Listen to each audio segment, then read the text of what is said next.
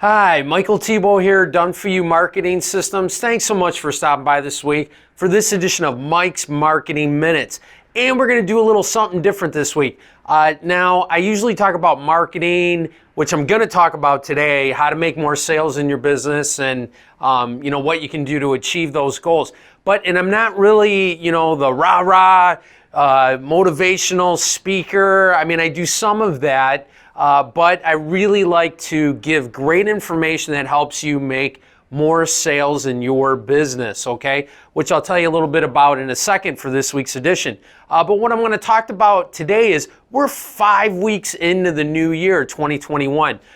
What does your to-do list look like? We always have those goals and we write them down on a piece of paper, and then by the end of January we're like, yeah, whatever, right? We just kind of push them in the desk, they get pushed to the bottom of the pile, and your goals kind of for the new year, you get all excited right after the holidays and you're raring to go, and then things just kind of fall by the wayside. So I'm a huge believer in visual motivation. And what I like to do is I've got plaques, and I've got different posters and sayings plastered all over my space where I work at home and in my office, and for my staff, and also for my kids. I have two beautiful daughters, one in their 20s, one that's just getting ready to graduate high school. And growing up with me, they're like, "Oh, Dad, another motivational quote," right? So I'm going to share you one of my favorites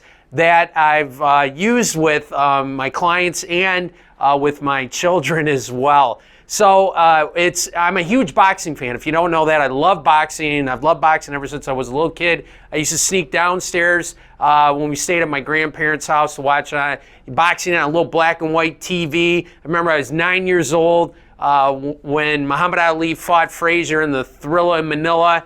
I watched it. It was awesome. Very good time. So I get a lot of motivational quotes from boxing because it's such a demanding and hard sport. So I'm going to show you one of my favorites that I have hanging up in my wall. This is actually a pretty cool piece. So I'm just going to show you the piece, and it's metal, right? It's relatively inexpensive. I think this is like 26 by 30 size. And obviously you can see it's Rocky, right? Which, wasn't a real boxer, but man, has he got some good motivational quotes. So I'm just going to read this one for you too, because it kind of summarizes, last year for us and everybody's going through with the businesses and in their personal lives. But and don't take this in a negative way, okay? Because it's not meant to be that. It just shows the power of perseverance. But I'll read it to you real quick. And I think this was from like Rocky 16, or, it was definitely wasn't Rocky 1, 2, or 3. It was further down the road. And he was talking to his son, who was an investment banker. And, if I recall the movie correctly, his son's kind of depressed because he's not getting to where he wants to be in business, and he's blaming it actually on Rocky because Rocky signed up for another fight. Go figure. Big surprise, right? So the quote is, when he's talking to his son in the street, "The world ain't all sunshine and rainbows. It's a very mean and nasty place. And I don't care how tough you are, it'll beat you to your knees and keep you there permanently if you let it. You, me, or nobody is going to hit as hard as life. But it ain't about how hard you hit. It's about how hard you can get hit and keep moving forward. How much you can take and keep moving forward. That's how winning is done."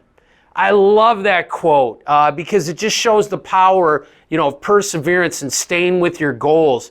And a lot of us got hit really, really hard last year, and it's continuing into this year. I know we have local restaurant clients here in the state of Michigan, and they haven't been able to, they've been shut down for the past 3 months for dine-in, so it's only been carry-out and delivery. And now they're able to reopen February 1st at 25% capacity only. So, that's just one example. And I know there's so many different business owners and different industries that I've talked about that have been hit pretty hard with COVID and the pandemic. But again, and it's not about how hard you can hit back. It's about how hard you can get hit and keep moving forward, that perseverance. Like when Rocky was facing Drago, I'm not going to, talk any more about the Rocky movies, but when Rocky was facing Drago, one of the best lines was, what do you suggest? His trainer asked him, he's like, get a step ladder, right? Because Drago was so much taller than him. And with business, we have to persevere. We have to get through it, but we don't have to do that alone.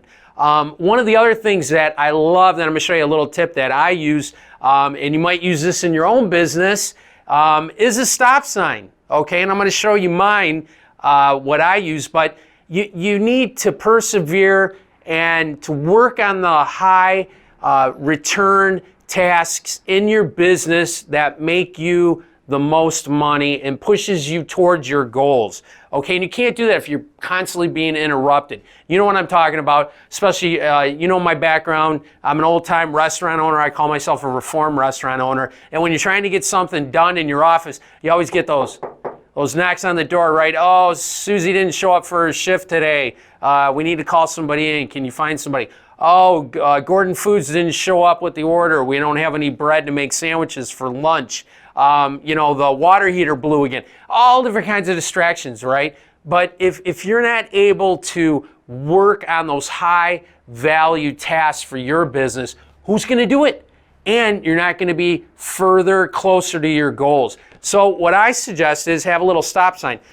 This one, and I hang this on my door, stop, engaged in deep work. Okay, that lets everybody know, and my staff, that I'm working on marketing for our business and our goals, things that are going to push our business forward. And that's what you want to do. You want to become very protective of that important time in your business this year going forward.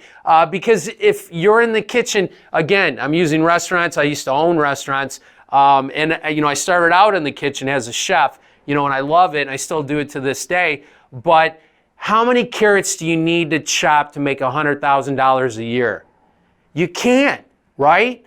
If you're in the kitchen chopping carrots, you're not working on your marketing, you're not working on getting new customers, you're not working on building relationships, those important tasks.